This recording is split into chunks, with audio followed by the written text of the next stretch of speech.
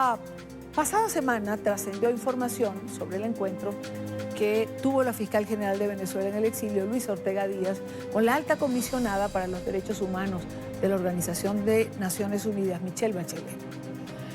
La fiscal presentó nuevos casos relacionados con la violación sistemática de derechos humanos por parte del régimen de Maduro y dijo que espera contribuyan al informe que la alta comisionada presentó sobre la crítica situación de Venezuela. ¿Qué pasó en ese encuentro? Los detalles de la conversación. Habrá cosas que no vamos a saber, pero tener a la fiscal con nosotros nos permite tener otra visión y otro ángulo. Fiscal, bienvenida. Gracias, Idania. No, gracias. Gracias a usted por venir. ¿Qué la llevó allí a encontrarse con la alta comisionada? Bueno, yo que tengo una lucha permanente por encarcelar a los ladrones y los violadores de derechos humanos que hay en Venezuela, era un encuentro necesario con la alta comisionada de los derechos humanos, la señora Bachelet. Era necesario. Yo aproveché ese encuentro para entregarle un cúmulo de pruebas que habían sido consignadas incluso en la Corte Penal Internacional y otras consignadas en otras instancias.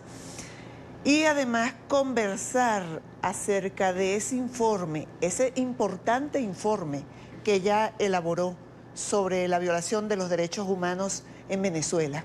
Porque fíjate que no solamente ese informe dice que en Venezuela hay ejecuciones, asesinatos, torturas, procesos indebidos, violación del debido proceso, sino que dice que hay violación al derecho a la alimentación, que los venezolanos que hoy en sus platos no tienen comida, que no pueden tener acceso a los alimentos, es por la responsabilidad de quienes se robaron los dineros y los están usufructuando en detrimento del bienestar de los venezolanos. Ya vamos para ese tema, pero ¿cuál fue el tono de este encuentro?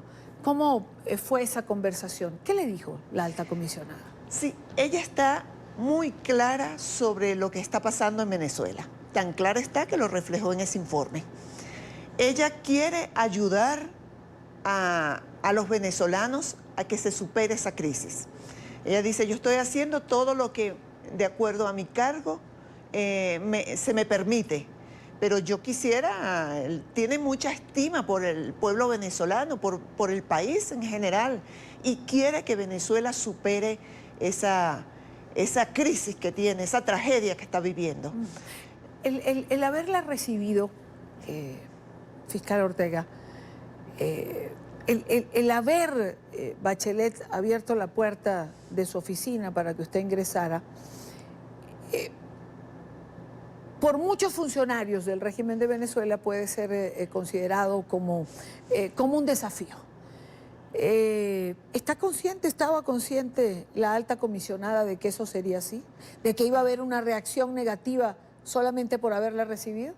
Claro, ella estaba muy consciente, tan consciente estaba que también tenía claridad lo que pasó en Venezuela con su recibimiento y con posterioridad al recibimiento que le dieron. O sea, la recibieron y trataron de mostrar, limpiarse la cara y mostrar cosas buenas, como subestimando a los demás y subestimando a la alta comisionada. Después que ella saca su informe, hasta una manifestación escueta, sin mucha gente, sacaron en contra de la alta comisionada. ¿Tú sabes cuál sería lo que debió hacer un régimen responsable? Decir, mira, este informe es grave, vamos a tomar medidas, vamos a investigar, vamos a indagar si lo que está señalando la alta comisionada, considerando que ellos la recibieron como su amiga, vamos a ver si lo que dice la alta comisionada es cierto, por lo menos darle el beneficio de la duda, pero ni siquiera eso hicieron. Inmediatamente comenzaron a atacarla, porque no dijo lo que ellos quieren oír, porque ellos lo que quieren que todos digan que ellos son la panacea en la región, los paladines de los derechos humanos, el mejor país donde se vive. ¿Cómo queda la Fiscalía en Venezuela, ¿cómo queda Tarek William Saab, por ejemplo, al no aperturar una investigación como Ministerio Público después de ser presentado un informe de esta dimensión que presentó la alta comisionada? Como un monigote violador de los derechos humanos, porque su deber inmediatamente debió haber iniciado varias investigaciones. Es más, esas investigaciones debieron haberse hecho desde hace mucho tiempo, pero es que él no lo va a hacer, porque él ocupa el cargo ilegalmente, él es ilegítimo allí. Él ni siquiera va al Ministerio Público, él no se apersona a las oficinas para verificar si los funcionarios están cumpliendo con su labor. O sea, él no le importa el Ministerio Público, él no le importa... Él no ejerce en las dependencias del Ministerio Público. El otro día leí en alguna parte que estaba instalado en un hotel, no recuerdo el nombre. ¿Él no va a las oficinas del Ministerio Público? No va a las oficinas del Ministerio Público. No hay un control de la institución, ahí todo el mundo hace lo que quiere. Por eso es que eso se ha convertido en un negocio. Todos, no todos, allí hay mucha gente honesta, muchísima gente honesta, pero la directiva que lo está acompañando a él, todos cobran por hacer el trabajo, por hacer trabajos, y se han dedicado solamente a atender los asuntos que les genera dividendos. Sí, y esto de los derechos humanos, eso es impensable que se va a investigar en el Ministerio Público venezolano. ¿Qué están presentes en Venezuela, por lo menos es la información que manejamos, los dos funcionarios que dejó la alta comisionada? Pero igual están de manos atadas porque no se les permite entrar a ninguna parte, y después de este informe me imagino que menos. Sí, de pronto no los dejan entrar en muchos sitios, pero ellos están recabando información porque hay muchísima gente que se acerca a ellos y les da la información, le entrega documentos, le informan cómo pasaron las cosas, le dice que se apersonen a tal sitio porque está ocurriendo un evento irregular. Reciben la narrativa de lo que pasa en Venezuela, pero fiscal Ortega, ¿por qué no lo saca el régimen? Es decir, han dicho tanto de la alta comisionada después de este informe, ¿por qué permiten su presencia? Mira, quizás no voy a ser profeta de cosas malas, ¿no? Sí. Pero quizás a lo mejor todo es por etapas, los están cercando. Lo cierto es que ellos no los dejan entrar en ningún espacio, los tienen vigilados, los tienen controlados. Es posible que los vayan cercando hasta que ellos mismos tengan que irse, es lo que yo presumo. Pero indudablemente que son unas personas incómodas en Venezuela, incómodas para el régimen. Y no es que él sea un dictador, él no es un dictador, él es un tirano, Maduro es un tirano, no un dictador. En las dictaduras hay orden, en Venezuela no hay orden. No hay orden de ningún tipo. No. Fiscal, ¿usted lo califica como un encuentro positivo? Positivo. Y fíjate que yo, luego que salí, reflexionaba sobre el encuentro, porque hablamos mucho de la Corte Penal Internacional, de casos puntuales. Yo le llevé todas las pruebas y ella me iba preguntando, yo le iba entregando casos concretos. Me dijo, aclárame tal cosa, que tengo dudas, se las aclaré. Pero luego yo reflexionaba, luego que salí, yo decía, yo debía haber hablado con ella la necesidad de que ella sostuviera una reunión con la fiscal de la Corte Penal Internacional y que ella misma le llevara su informe de lo que está ocurriendo en Venezuela. Aunque yo lo remití, pero tú sabes lo importante que sería un encuentro entre estas dos damas que tienen en sus manos de alguna manera el tema de los derechos humanos del planeta. Y fíjate que también reflexionaba. Yo decía, en este proceso de negociación que se está llevando en Venezuela, tú tienes que presionar, y los organismos internacionales... Que por cierto, se han reunido en Barbados, ¿no? Ahora. Entiendo que la información que yo tengo es la que tiene la mayoría de los ciudadanos. Sí, entiendo que hoy hubo un encuentro y que el próximo miércoles continúa. Bueno, lo cierto es que cuando tú estás en mesa de negociaciones, tú necesitas también puntos de presión, las sanciones. Y mira, qué importante sería que en este momento la Corte Penal Internacional iniciara la investigación contra Venezuela, incluso le dictara una privativa de libertad a Nicolás Maduro. Eso sería un factor de negociación, eso sería un elemento para obligarlo a negociar en mejores condiciones para los venezolanos, para la oposición. Qué importante sería, esa reflexión la hice luego que salí, lamentablemente no se la pude plantear. Bueno, pero le puede mandar un mensaje a la alta comisionada diciendo que ella misma puede llegar llevar su informe y entregarlo en la Corte Penal Internacional. Claro, el entregarlo ella tendría un peso particular. Claro, no es cualquier persona. Y por eso es la importancia del informe. Y Dania, no lo está diciendo la oposición tradicional, lo está diciendo una mujer con trayectoria de izquierda, con una trayectoria política en su país y en el mundo de izquierda. O sea que la izquierda parece que está despertando y viendo que lo que hay en Venezuela no es izquierda ni es socialismo. Es una banda de delincuentes, de ladrones. Torturadores y violadores de derechos humanos, que es algo que nunca debemos dejar de decir. Fiscal, vayamos al otro tema que quería conversar con usted en la tarde de hoy y que tiene que ver con las denuncias que se hicieron en torno al negocio que se ha tejido alrededor de las cajas CLAP. La semana pasada Estados Unidos sancionó a varias personas relacionadas con este negocio. Y tenía yo a uno de los muchachos, de los periodistas de investigación de Armando Info, Roberto Denis, que recordaba lo que usted en su momento había denunciado. Yo quiero que comencemos por allí y recordemos lo que usted denunció hace ya un tiempo atrás, que según el propio portal Armando Info, abrió una caja de Pandora en torno a esto. Sí, ciertamente. La semana pasada se impusieron unas sanciones por parte de la OFAC. Eso es un logro importante para el Ministerio Público venezolano, para este Ministerio Público que yo dirijo. Porque esa investigación contra Nicolás Maduro, Cilia Flores, Alex Saab, Álvaro Pulido y otros, nosotros la iniciamos en Venezuela cuando yo todavía no había salido, en el 2016.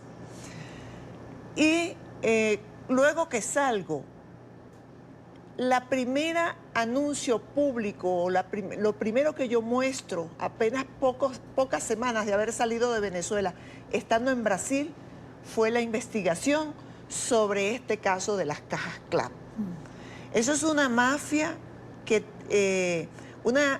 un grupo organizado de delincuencia organizada para atentar contra el patrimonio venezolano. Yo formulé la denuncia aquí en Colombia, en México, que luego te voy a hablar de lo que pasó con la denuncia en México. Y compartimos la información también con el Departamento de Estado de los Estados Unidos. Por eso es que consideramos que es un logro de nuestro trabajo. Y te anuncio, para quienes nos están escuchando, vienen más acciones. Estas son administrativas. Vienen acciones penales, porque en Venezuela ellos podrán tener jueces y fiscales que no hacen justicia, que no los persiguen, pero en el mundo sí hay jueces y fiscales honestos que están investigando. Y en las próximas semanas quizás van a haber importantes acciones sobre este mismo caso. Claro, porque cuando usted denunció, además lo hizo en Brasil, en México, por lo menos que recuerde, en Colombia, por supuesto, en estos países. Sí, fíjate que en México ocurrió una cosa extraña. Hicieron un acuerdo reparatorio, que yo pedí la copia certificada de ese acuerdo reparatorio, o una copia simple y nunca me la entregaron, y un acuerdo reparatorio de $3 millones. Eso deberían ser para el pueblo venezolano, que $3 millones no se corresponde además con la suma se han robado, que le han robado a los venezolanos, porque el departamento, la OFAC hablaba de 350 millones solamente en un caso, pero estos son miles y miles de millones de dólares. Entonces, hoy los venezolanos que no tienen para comer, es responsabilidad de Maduro. Es decir, que Maduro es un ladrón. Mire, venezolano, ustedes no tienen alimentos en este momento porque el dinero se lo robó Nicolás Maduro. Lo está utilizando para su propio beneficio. Y yo mi trabajo es perseguirlos y encarcelarlos. No voy a descansar hasta que esos ladrones no estén tras las rejas. Y Cuando usted señala a Maduro en particular, cuando usted dice, miren, venezolano, Maduro es un ladrón. Mira, yo tengo aquí lo elaboré así un poco tecnificado, pero es Nicolás Maduro y Cilia Flores, su esposa, quienes se conciertan con dos extranjeros. Aquí están, Álvaro Pulido y Alex Saab. O sea que no solamente ellos roban el dinero de los venezolanos, sino que se llevan extranjeros para que también le roben a los venezolanos. Entonces hay una trama delincuencial. Aquí hay un grupo de empresas.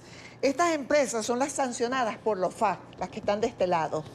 Pero estas son las otras empresas que no aparecen en los FARC, pero que sin embargo nosotros dentro de nuestra investigación las tenemos. Aquí están estas otras. Esta es una trama porque ellos necesitan lavar ese dinero. Claro. Yo no sé si Armando, Roberto Denis, que maneja muy bien el caso y que ha sido de gran ayuda para la investigación nuestra, él te ha dicho que en Venezuela, o lo ha dicho, yo sé que ha dado varias entrevistas en Venezuela, los dólares preferenciales eran para alimentos. Y mientras que, por ejemplo, el dólar preferencial para alimentos era 60 bolívares. Sí. Y en el mercado negro estaba a un millón de bolívares. Entonces, ese dinero se lo daban y compraban alimentos. Y se la daban a dólar preferencial, pero lo vendían al precio que estaba en el mercado. Claro, a precio full. Pero no solamente eso, compraban alimentos de mala calidad, que no tenían el contenido proteico, sino mucho sodio. Entonces, por eso eran que los alimentos, los venezolanos, que los consumidores sentían el mal sabor de los alimentos. Sí, de eso hablamos y lo hemos mostrado en videos y hay un reportaje que también sacamos. Incluso la talla del venezolano ha disminuido. Claro. Ha disminuido una talla precisamente por la mala alimentación. Ahora, fiscal, hay un grupo de empresas, usted mostró ese gráfico de allí, que pónganlo en cámara de nuevo, hay un grupo de empresas que son las sancionadas, pero hay otro grupo de empresas que no se ha sancionado todavía. Es decir, esas empresas que no están sancionadas, que está a la izquierda de la pantalla, siguen siendo utilizadas en esta trama de corrupción. Claro, siguen siendo utilizadas y que son empresas que funcionan y operan en los distintos países, México, Hong Kong, en Hong Kong, la matriz, la empresa matriz, esa es una de las sancionadas. Ahora, cuando usted dice igual, Maduro es un ladrón, usted está absoluta y totalmente convencida que se puede establecer un vínculo directo que lleve a Nicolás Maduro y a Cilia Flores. Claro, nosotros tenemos elementos de prueba y los hemos consignado ante algunas autoridades que comprometen la responsabilidad de Nicolás Maduro, Cilia Flores, los hijos de Cilia Flores. Por eso están sancionados 3 hijos de Cilia Flores. Y el sobrino de Cilia Flores, Eric Malpica Flores. Entonces, comprometido en esta trama delincuencial y además una letanía, Carlos Osorio, Freddy Bernal, comprometidos con el tema de los CLAC. El hambre de los venezolanos es el negocio de Nicolás Maduro. A Nicolás Maduro le interesa que perdure el hambre, que haya hambre, porque eso le garantiza a él el negocio. Eso es como que tú tengas un negocio de limpiar líquidos para limpiar pisos. A ti te interesa que siempre los pisos estén sucios para vender tu producto. Asimismo, Nicolás Maduro negocia con el hambre de los venezolanos. Le ha quitado la esperanza a los venezolanos. Los venezolanos que están en otros países, incluso aquí en Colombia, 1.400.000 venezolanos, huyeron de la muerte porque no había que comer. Esos, Nicolás Maduro les robó hasta la esperanza. Pero yo me comprometo a encarcelarlo. Yo estoy trabajando para hacer eso. No solamente me reuní con la alta comisionada, sino que voy a hacer todo el trabajo que sea necesario. Me voy a reunir con quien sea necesario para lograr encarcelarlo, porque ellos tienen que pagar por sus crímenes. Esa es una frase que creo que describe lo que significa todo este entramado alrededor de los CLAP. Nicolás Maduro negocia con el hambre de los venezolanos.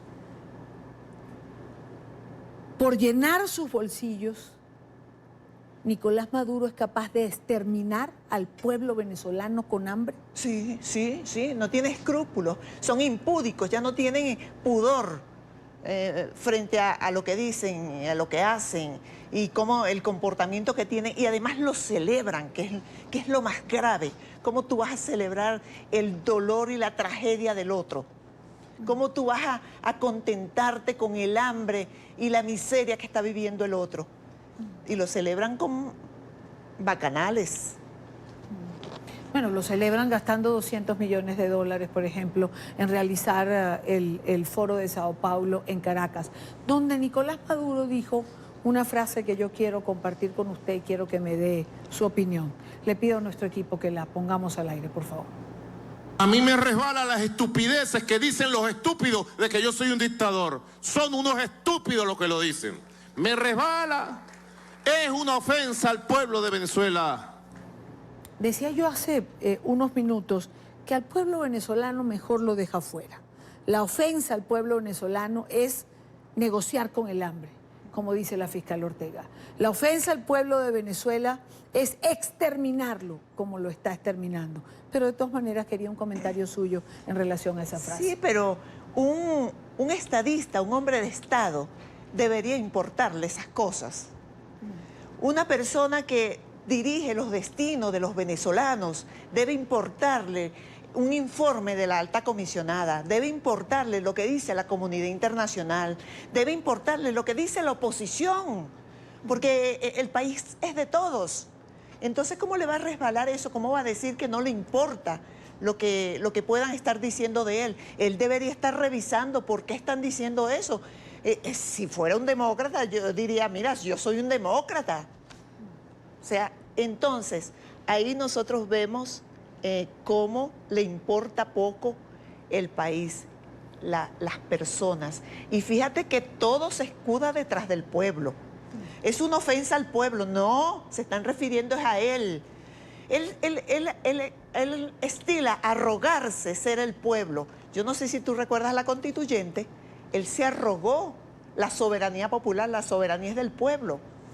Y ahora cada vez que alguien dice algo, mira, están ofendiendo al pueblo de Venezuela. No vale, lo están ofendiendo, es a él. No ofendiéndole, diciéndole la verdad. Él, que es un mal mandatario, que es un ladrón, que es un delincuente, que es un violador de los derechos humanos. Fiscal Ortega, como siempre, gracias por estar con nosotros en NTN 24. A ti, Dania, gracias por darme la oportunidad y como siempre, un mensaje para los venezolanos, un mensaje de esperanza, que sigan, continúen en pie de lucha, en la batalla. Vamos a rescatar la democracia, la libertad y nos vamos a reencontrar. Gracias, fiscal, por estar aquí.